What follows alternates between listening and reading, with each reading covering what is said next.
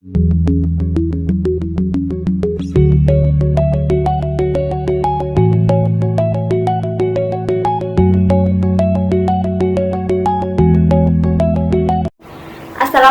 warahmatullahi wabarakatuh. Untuk adik-adik, bagaimana kabarnya hari ini? Semoga selalu sehat semua ya. Dan tetap semangat untuk menjalani kegiatan belajar mengajar meskipun dilakukan secara daring.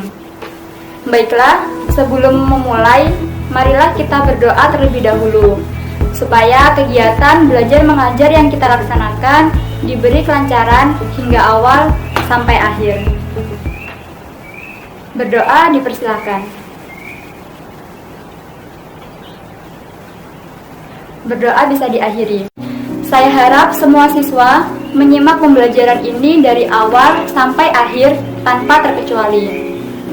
Baiklah, jika pada materi sebelumnya kita telah membahas tentang struktur dasar dari persamaan akuntansi, kali ini kita akan lanjut ke materi pencatatan transaksi pada persamaan akuntansi.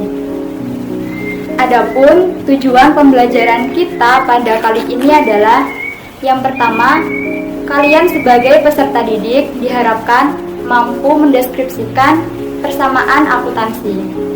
Yang kedua, diharapkan kalian mampu mengidentifikasi pengaruh transaksi dalam persamaan akuntansi. Kemudian yang terakhir, diharapkan kalian mampu mempraktikkan persamaan akuntansi berdasarkan data. Kemudian, adapun manfaat yang bisa kalian dapat dari mempelajari materi ini adalah setelah belajar persamaan akuntansi, diharapkan ini bisa menjadi bekal untuk kalian semua jika pada masa mendatang ingin mengelola suatu usaha. Baiklah, langsung saja kita mulai ya. Seperti yang kita ketahui, pada kegiatan akuntansi tentu terdapat transaksi keuangan yang mana transaksi tersebut harus dicatat dan dilaporkan. Kemudian, yang menjadi pertanyaannya adalah bagaimana cara mencatatnya? Untuk menjawab pertanyaan tersebut, yuk kita simak materi bersama-sama. Kali ini kita akan belajar 3 cakupan materi. Yang pertama, kita akan mengenal persamaan akuntansi. Kemudian yang kedua, pengaruh transaksi dalam persamaan akuntansi. Dan yang ketiga, mengenai pencatatan transaksi pada persamaan akuntansi. Poin yang pertama, mengenal persamaan akuntansi. Persamaan akuntansi memberikan pengetahuan terkait kondisi perusahaan, baik kondisi laba maupun rugi. Melalui persamaan dapat diketahui kinerja perusahaan dari waktu ke waktu. Pencatatan kegiatan usaha yang dilakukan perusahaan akan bermuara pada persamaan akuntansi. Pada persamaan akuntansi, salah satu sisi akan mencatat aktiva atau yang biasa disebut harta. Kemudian, pada sisi lain akan mencatat pasiva atau yang biasa disebut dengan modal. Kemudian, persamaan antara harta dan modal dapat dinyatakan dalam persamaan akuntansi sebagai berikut. Aktiva sama dengan pasiva atau harta sama dengan modal pemilik perusahaan. Modal yang digunakan pemilik perusahaan untuk menjalankan kegiatan usaha tidak hanya berasal dari pemilik. Modal yang berasal dari selain pemilik disebut dengan hutang. Hal ini dapat dicatat dalam persamaan akuntansi sebagai berikut. Harta sama dengan utang plus modal. Ingat ya, kita ulang sekali lagi. Harta sama dengan utang plus modal. Kemudian kita akan melanjutkan ke poin yang kedua, yaitu pengaruh transaksi dalam persamaan akuntansi. Pada pencatatan akuntansi, setiap transaksi akan mempengaruhi keseimbangan dalam persamaan akuntansi. Nah, pengaruh tersebut mengubah 2 akun atau lebih dalam persamaan akuntansi, yaitu akun pada aktiva dan juga akun pada pasiva. Keterkaitan antara aktiva dan pasiva dapat dijelaskan sebagai berikut. Yang pertama ada poin A, transaksi yang mengakibatkan perubahan harta dengan harta. Beberapa transaksi yang dapat menyebabkan perubahan harta dengan harta ada 3. Yang pertama, pembelian aktiva secara tunai. Misalnya, pembelian mesin untuk operasional perusahaan sebesar 250 juta.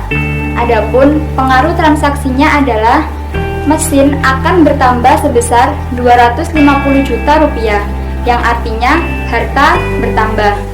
Sedangkan kas akan berkurang sebesar 250 juta rupiah, yang artinya harta berkurang. Kemudian yang kedua, penerimaan piutang usaha. Misalnya, menerima pembayaran piutang usaha dari pelanggan sebesar 5 juta rupiah.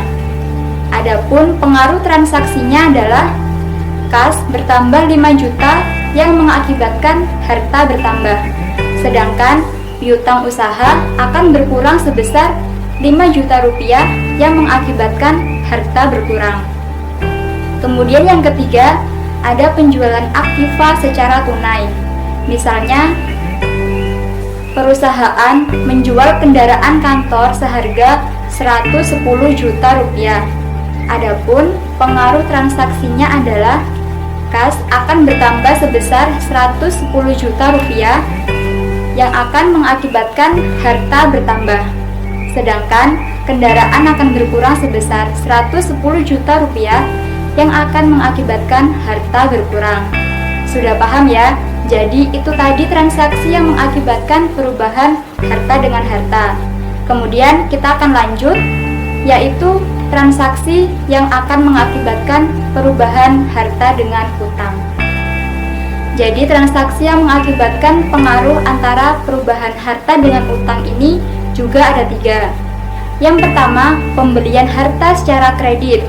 Misalnya saja, kita membeli peralatan sebesar 8 juta rupiah secara kredit.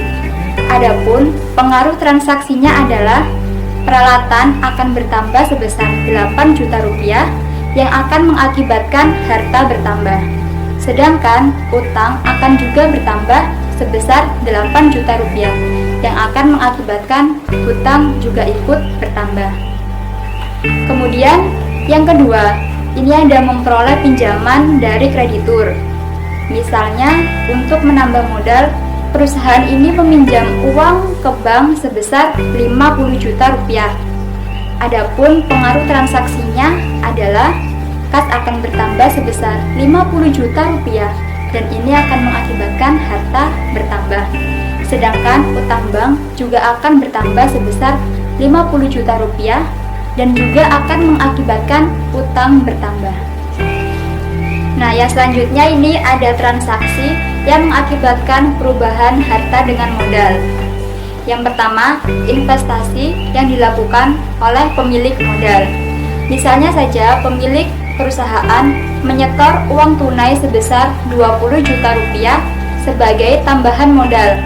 Adapun pengaruh transaksinya adalah kas akan bertambah sebesar 20 juta rupiah yang mengakibatkan harta bertambah. Sedangkan modal juga akan bertambah sebesar 20 juta rupiah yang mengakibatkan modal ikut bertambah. Kemudian yang kedua, ini ada memperoleh pendapatan. Misalnya, perusahaan menerima pendapatan atas kegiatan usahanya sebesar 3 juta rupiah. Adapun pengaruh transaksinya adalah kas akan bertambah sebesar 3 juta rupiah yang mengakibatkan harta bertambah, sedangkan modal juga akan bertambah sebesar 3 juta rupiah yang mengakibatkan modal ikut bertambah. Nah, itu tadi contoh-contoh pengaruh transaksi. Kemudian, kita akan melanjutkan pada poin yang ketiga. Ini ada pencatatan transaksi pada persamaan akuntansi. Agar lebih jelas, mari kita perhatikan materi selanjutnya. Contoh soal persamaan dasar akuntansi. Anang seorang pengusaha baru yang akan membuka usaha laundry yang bernama Nice Laundry. Anang melakukan transaksi sebagai berikut. Tanggal 1, Anang menyetorkan uang pribadinya sebesar 45 juta rupiah sebagai modal awal. Berikut catatannya. Tanggal 3, menyewa sebuah kios sebesar 8 juta rupiah untuk masa 1 tahun. Pencatatannya. Tanggal 5, Anang membeli peralatan laundry seharga 14 juta rupiah secara kredit.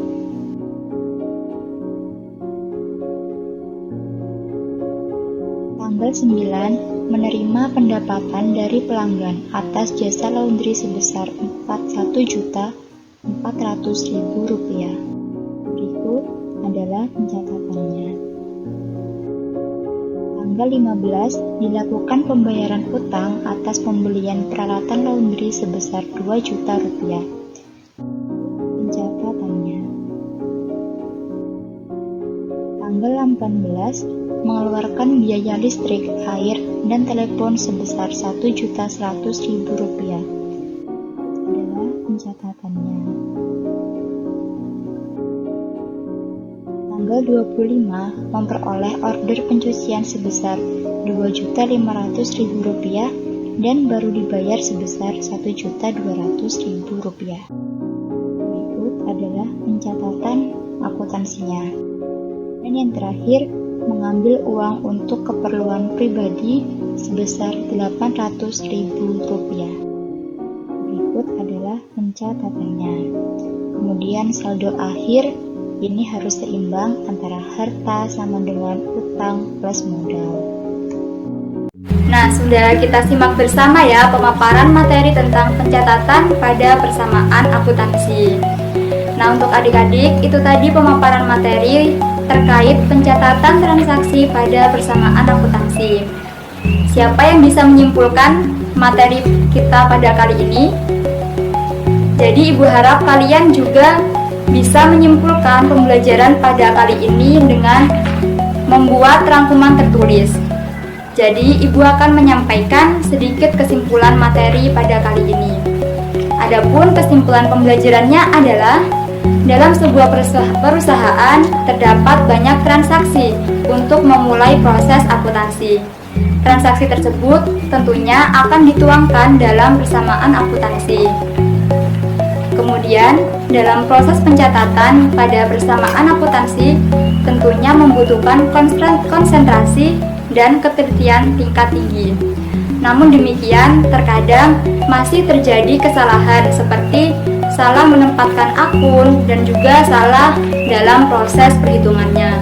Diharapkan kalian bisa memiliki sikap teliti agar hasil pencatatan tepat dan juga akurat, sehingga bisa terhindar dari resiko kesalahan dalam menganalisis transaksi. Sekian pemaparan materi yang bisa saya sampaikan. Semoga pembelajaran kita bisa bermanfaat. Sekian, wassalamualaikum warahmatullahi wabarakatuh.